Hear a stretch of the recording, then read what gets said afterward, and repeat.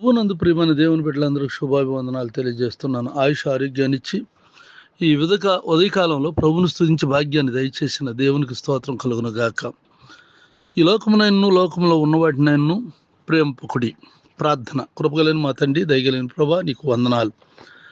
నీ కృపా కనికరం బట్టి నీకు కృతజ్ఞతాస్తుతులు చెల్లిస్తున్నాం. నిజంగా నీవు మాకు ఇచ్చిన ప్రత్యేకమైన జీవితాన్ని బట్టి నీకు వందనాలు.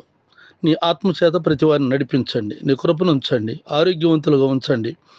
ఇంట్లో నుండి బయటికి వెళ్తున్నా, బయట నుండి ఇంటికి వస్తున్న నీ కాపుదల భద్రతలో ఉంచు. చదువులో, వ్యాపారం, వ్యవసాయం, ఉద్యోగాల్లో నువ్వు తోడుగా ఉండండి నాయన.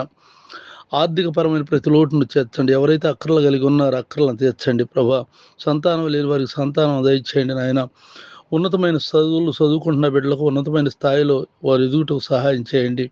కృపగలిగిన మా దేవ, నా తోటి సేవకులైనటువంటి వారు ఆయా స్థలాల్లో చేస్తున్న పరిచర్యలను దీవించండి, ఆశీర్వదించండి. ఎవరైతే ఆర్థికంగా ఇబ్బందులు పడుతున్నారో ఇబ్బందులను తీర్చండి. నీ కృప నుంచి మేలు చేయమని యేసునామములో ప్రార్థిస్తున్నాను తండ్రి, ఆమెన్. తండ్రి దేవుని దయ, ప్రభువైన యేసుక్రీస్తు వారి కృప, పరిశుద్ధాత్మ యొక్క సన్నిధి నిత్యం తోడై ఉండుగాక. Amen, amen.